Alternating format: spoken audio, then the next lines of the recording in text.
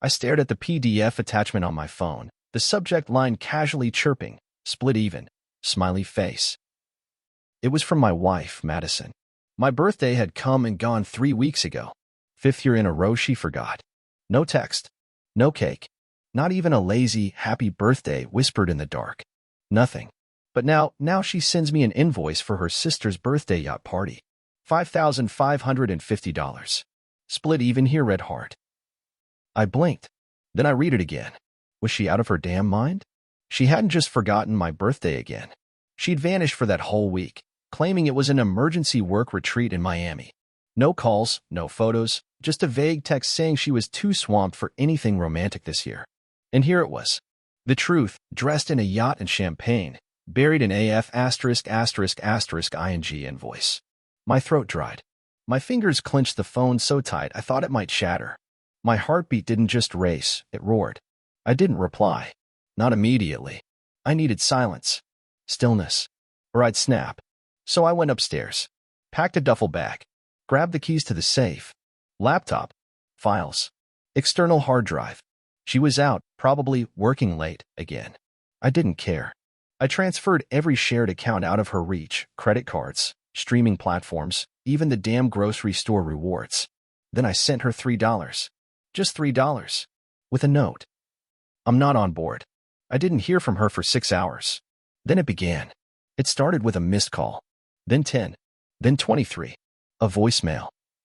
Hey, babe? Weird thing. The cards aren't working. Can you check if it's fraud or call me, please? Next came the emails. Panic laced in fake sweetness. Hey, sweetie, I think there's some sort of glitch. Grinning face with sweat. I ignored them all. Until the bank called me. Mr. Cole Andrews? We've received a fraud report on several joint accounts flagged by your wife, Madison. She claims your cards were compromised. I exhaled slowly and leaned back in my chair. I smiled. Tell Madison, I said, that the only fraud here is her marriage. I hung up before they could respond. That's when it hit me. This wasn't just about birthdays, or cards, or even the damn yacht. This was about all of it. The disrespect, the lies, the way she smiled at me like I was the fool she kept around for comfort and convenience. And I just burned the rope she'd been hanging me with. That night, I waited. Lights off. Whiskey in hand. Phone screen glowing. At 12:44 a.m., she came home. I watched from the kitchen window as she stumbled out of an Uber, hair messy, heels in one hand, phone glued to her ear. Probably calling Jessica. Or Brad, the coworker she thinks I haven't noticed sending late-night texts since May. She opened the door. Cole? Why the F*** are the lights off? She called out, tone sharp, annoyed, like she expected a butler greeting her. I stepped forward, slowly, letting the hallway light catch my face. She froze. Her eyes narrowed. What the hell's going on? She asked. I lifted my phone and turned the screen toward her. The invoice. Her message. My reply. All open. All glowing.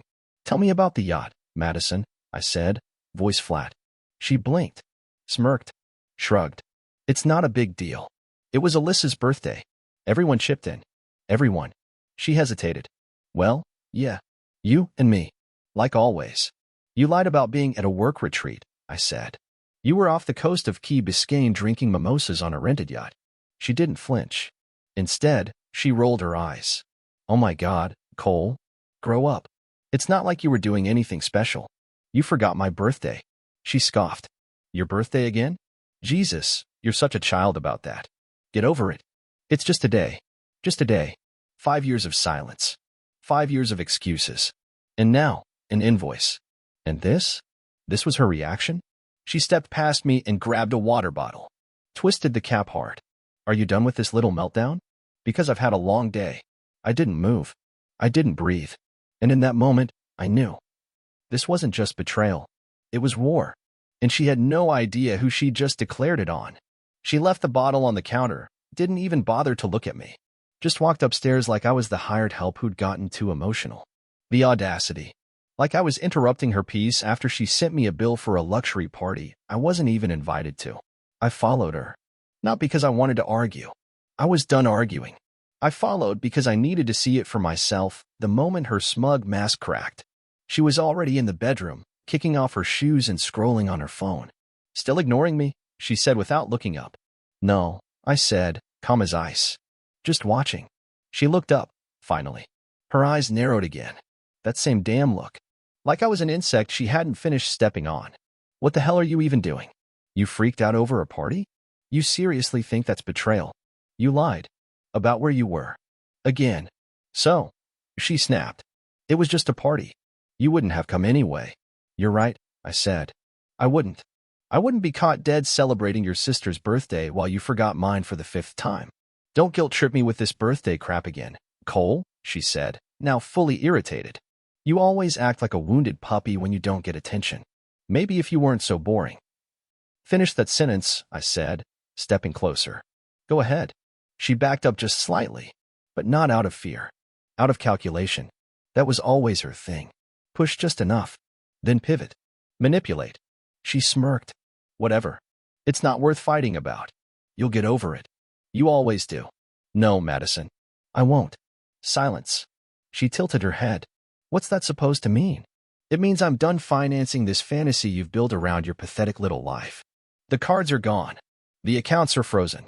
That BMW you love? I bought it. It's mine. The condo in your sister's name? I own that too. All of it. Now the mask slipped. What? She said. Voice a little thinner now. You're bluffing. Am I? I pulled out the folder. Hard copies of everything. Signed. Stamped. Sealed. Proof that the fairy tale she built was a castle I paid for, and now I was tearing it down. Her eyes darted from page to page as I dropped them on the bed. You wouldn't, she said, voice trembling, but not from fear. From pure disbelief. I did. She lunged for her phone. I watched her open her banking app, and then I watched her face drain like a wine glass knocked off a table. No, no, no, she whispered. You can't do this. I have clients. I have bills. I have. You had a husband, I said. But you lost him when you sent me a *****ing invoice for a party you lied to attend. She looked up. And now, finally, there it was. Panic. Okay, look, maybe I should have told you. But it wasn't some betrayal. I was just tired of walking on eggshells with you, Cole. You've been so distant lately, I didn't even think you'd notice. I needed a break. That's all. I laughed. A break? Is that what you call it now? What's Brad call it? Oh, right. Team bonding. I've seen the texts. Her lips parted. I saw it then, the calculation whirring behind her eyes. She was trying to find a way out. An angle. A new lie. But she was slow this time. Too slow. You read my phone? I read what popped up when you left it on the kitchen island with the shirt still in your gym bag. She opened her mouth. Closed it. Then rolled her eyes, like the conversation bored her now. Brad was just a distraction. You used me, I said. My voice dropped lower. You used my money, my name, my time, my trust, and you spat on it. For a yacht. For ego. For some pathetic fantasy where you're the center of everything. She threw her hands up. Fine. You want a divorce? Take it. You'll be crawling back when you realize no one else will put up with your crap. I didn't even blink. Madison, I won't be crawling. But you? You'll be swimming through bills in an apartment you can't afford, wondering when your next fake friend stops replying to your texts. Then I turned and walked out of the room. I didn't slam the door. I wanted her to hear how quiet it sounded when I finally left. She didn't follow me. Not that night. Not the next morning either. I stayed at a hotel downtown, overlooking the skyline. Somewhere quiet. Somewhere far enough from the echo of her voice, her perfume in the hallway, the way she used to slam the fridge when she was too tired to cook. My phone stayed on, but silent. Her messages kept piling up, at first frantic, then angry, then sugary sweet. It was like watching a con artist flip through personalities, hoping one would still work.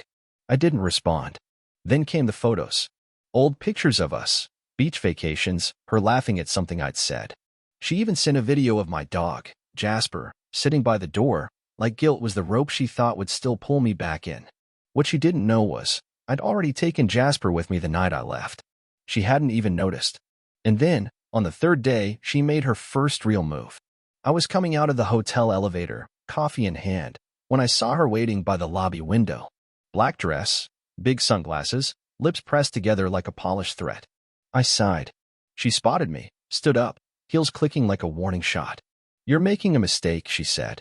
No hello. No apology. I made one 5 years ago when I married you. She flinched, Just slightly. You're throwing away everything. You threw it away.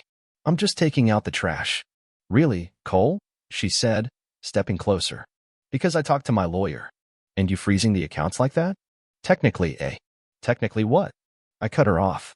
Everything's in my name. The house. The cars. Even your boutique's lease. You signed it. But I own the building. You read the fine print, Madison? She stared. Her mouth opened, but no words came out. Her brain was spinning faster than her excuses. You wouldn't let me drown, she finally whispered. You're already sinking. She stepped forward again, lowered her voice. Please. Don't do this. Don't ruin me. I stared at her. Not her body. Not her lips. Not the woman who used to sleep beside me. I stared at the thing that had slowly turned cold and venomous over the years and still expected to be worshipped.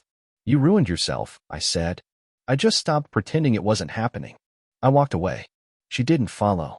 Not this time. Later that night, the hotel called. Said someone tried to check in under my name. Then security found her in the parking garage, screaming into her phone. Probably Brad's number. Or her sister's. Or someone else she could spin her sob story to. But the thing about sympathy is you eventually run out of people who'll give it for free. I spent the rest of the night finalizing the divorce paperwork. There was a section for reason for irreconcilable differences. I didn't write a novel. I didn't pour my soul into that line. I just wrote. She billed me for betrayal. The lawyer would love that. The next morning, I filed it. Then I blocked her on everything. Her calls, her emails, her sister's desperate texts. Deleted the photos, the cloud storage, the shared playlists, everything. Except one voicemail. Her last one. Cole. I messed up. Okay. I know that. I was stupid. I didn't think you'd actually go through with it. I thought you loved me. I mean, you always said you did. You were the only one who ever did. Please. Just talk to me. She sounded raw in that one. Real. Like maybe, just maybe, she finally understood what she lost. But I didn't keep the voicemail for closure. I kept it as a reminder. That love without respect is just slow poison. And I'm done drinking it. A week passed. Then two. Silence wrapped around me like a warm, unfamiliar blanket. No yelling. No slam doors. No guilt-drenched manipulation masquerading as concern.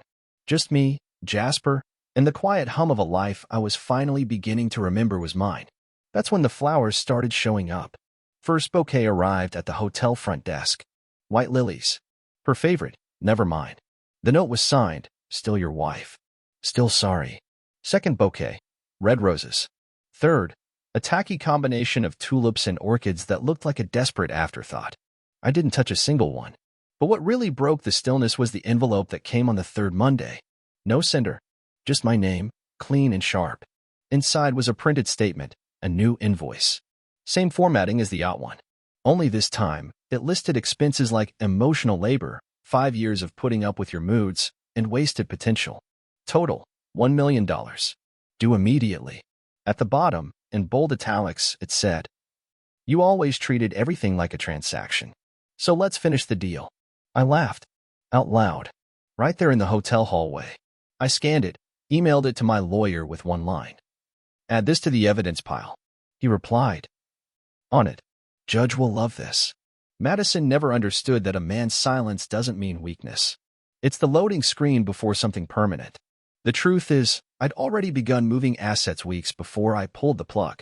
Not because I expected betrayal, but because I felt it creeping. In the way her kisses dried up. The way her phone faced down. The late-night text with work stress as the excuse. The receipts she forgot to throw out. Brad, by the way, turned out to be married too. With 2 kids. Guess who his wife contacted when I sent her a Dropbox link full of screenshots? Yep. Turns out pain can bond strangers fast. She called me the next day. I had no idea, she said. He told me Madison was just his colleague. Apparently, colleague now means late-night hotel rooms and weekend retreats. We ended up talking for nearly 2 hours. Not out of bitterness. Out of something else. Something like survival. Shared disbelief. It's strange how fast you can feel human again when someone else reminds you you're not insane. By the end of the call, she thanked me. Said I gave her a gift. I said, you can keep it. I'm just glad someone used it right. The next major twist came when Madison tried to access my company's internal systems. I got a call from HR. Apparently, she claimed she was authorized to view employee profiles and submitted a fake consulting agreement under her maiden name. The audacity. We revoked it instantly. The same day, a cease and desist letter was served to her email, hand-delivered to her office, and posted to her Instagram in a very public call-out when she tried to play victim online. Her caption had said, "When your loyalty is met with betrayal, some people just aren't built for strong women." I commented one line under it. "Strong women don't invoice their husbands for betrayal after lying for years." Then I logged off. Her post vanished 10 minutes later. The mask was crumbling. Fast. Her text turned manic. "Please stop ruining me. Can we at least talk? You don't know what it's like to feel invisible in your own marriage." I didn't reply. Not because I didn't care anymore, but because finally, I cared about myself more. 3 more weeks passed. By now, the divorce was public. Friends started choosing sides. Or rather, most of them quietly ghosted her and reached out to me. Her stylist unfollowed her and DM'd me, didn't realize she was that kind of woman. Even her own cousin, Taylor, sent me a message. "You didn't deserve any of that, man. She's been different since the day you gave her everything." Truth was, I never gave her everything. I gave her too much. And she spent years teaching me that no amount of love, money, or patience can change someone who believes they're entitled to your soul. But the final blow came on a Tuesday morning, exactly 2 months since the yacht invoice. I was sitting on my new apartment balcony, Jasper by my feet, sipping black coffee, scrolling the news. Then I saw the headline. Boutique co-founder under fire for alleged fraud and employee mistreatment. I clicked. Heart steady. Almost calm. There she was. Madison's face, plastered in an article that listed everything I knew would catch up with her eventually: fake receipts, double billing clients, even ghost employees she collected state relief for during COVID. I'd seen glimpses of it years ago. Turned a blind eye. Told myself she was just under pressure. Now, the whole world knew. A former assistant came forward with screenshots. Another filed a formal complaint. And someone, likely her own accountant, leaked the PDF invoice she sent me. The internet didn't like that one bit. I scrolled through the comments. Imagine forgetting your man's birthday 5 years straight and then billing him for your girl's boat party. Skull. Sis forgot who paid the bills. She thought she was the main character until the plot twisted. I should have felt vindicated. I should have laughed. But I just stared at the screen. Quiet. Still. Because somewhere inside, a small part of me remembered who she used to be. The girl who used to dance barefoot in our kitchen. Who cried when her dog died. Who once held my hand in a hospital waiting room like I was the only person on earth. But that girl was gone. Replaced. Bit by bit. Lie by lie. And I had let it happen. The next day, she called me. Unknown number. I answered. There was silence for 2 whole seconds. Then, Cole. Her voice was soft, cracked at the edges. I lost everything, she said. No, I replied. You gave everything away. Another pause. I thought you'd come back eventually. I know, I said. That's why I won't. Click. No more words. No more guilt. Just the sound of peace settling back into my bones. And for the first time in years, I let it stay. A few days later, I got a letter. Not an email. Not a text. A real, handwritten letter. Sloppy handwriting, perfume smudged on the edges. She must have cried while writing it, like that mattered now. I didn't even open it at first. I left it on the kitchen counter for 2 days. Jasper sniffed it once and walked away. Smart dog. On the 3rd night, I finally unfolded it. Not because I missed her. I just needed to know what her final move would be. What her last attempt to twist the knife looked like. The letter began with a scribbled mess of excuses. I wasn't myself. I didn't know how unhappy I was until I lost you. You made me feel small when you were successful. There it was again. That familiar shift, how my wins somehow became her pain. How everything I built was a reminder of what she hadn't. She blamed me for her guilt. Wore it like a victim badge. Then came the line that made my stomach turn. If you'd just been less cold, maybe I wouldn't have looked for warmth elsewhere. I folded the letter, ripped it in half, then again and again, until it was 100 little pieces on the floor. I wasn't cold. I was patient. I was loyal. I was hers. And she spent 5 years treating me like a placeholder for whatever fantasy she thought she deserved. That night, I opened my laptop and began writing something else.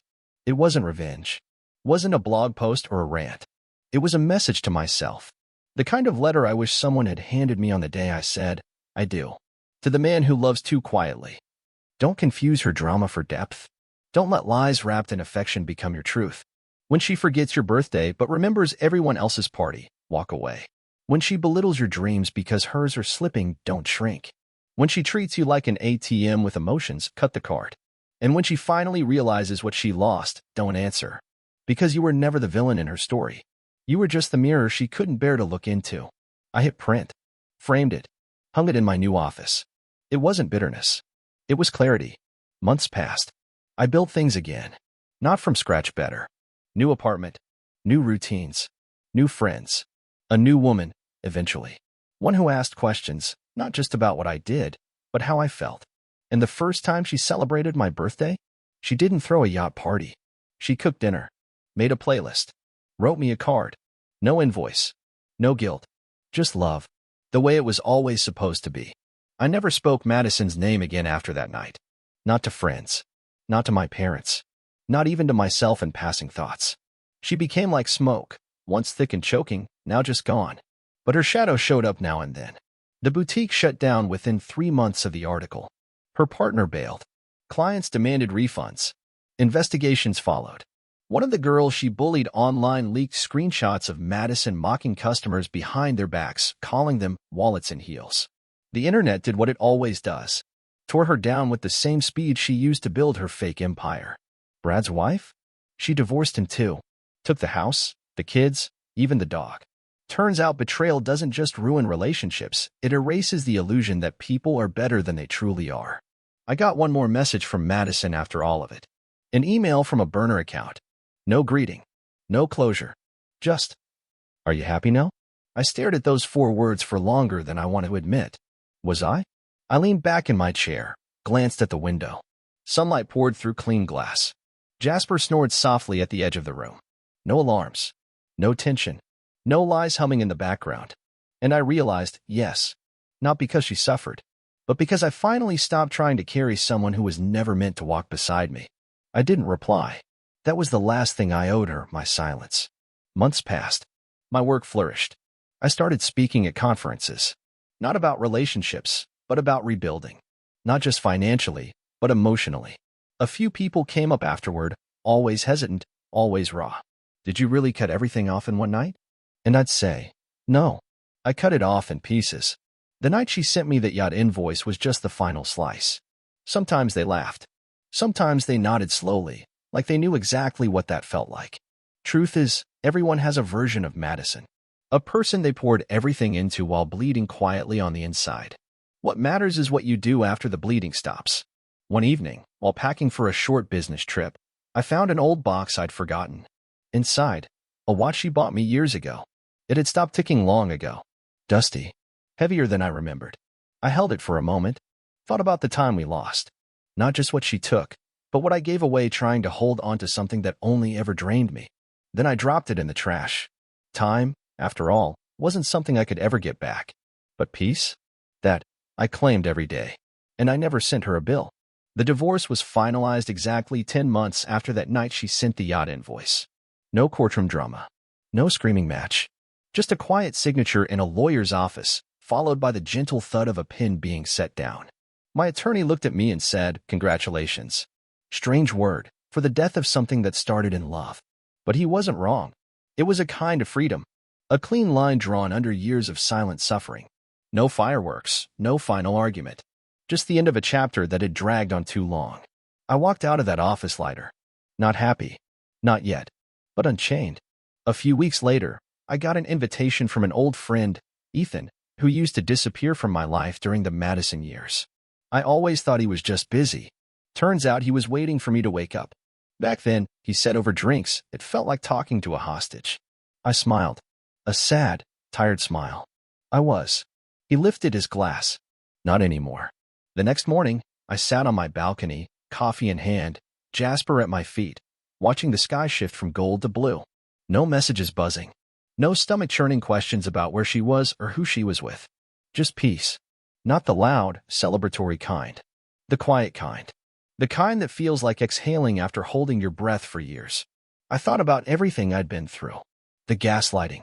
The manipulation. The loneliness of sleeping next to someone who made you feel more alone than being truly alone ever could. The fake apologies. The calculated affection. And I realized something. You can forgive a mistake, but you can't forgive a pattern someone chooses to keep repeating. Madison didn't ruin me. She revealed me. Revealed how much I'd been willing to endure for the illusion of love. Revealed the parts of myself I had silenced just to keep someone else comfortable. I'm not bitter. I'm better. And if anyone ever asks me what I learned, I'll tell them this. If someone forgets your birthday for 5 years in a row, but sends you a bill for a party you weren't invited to, don't send them money. Send them a message. Then send them away. And never, ever look back.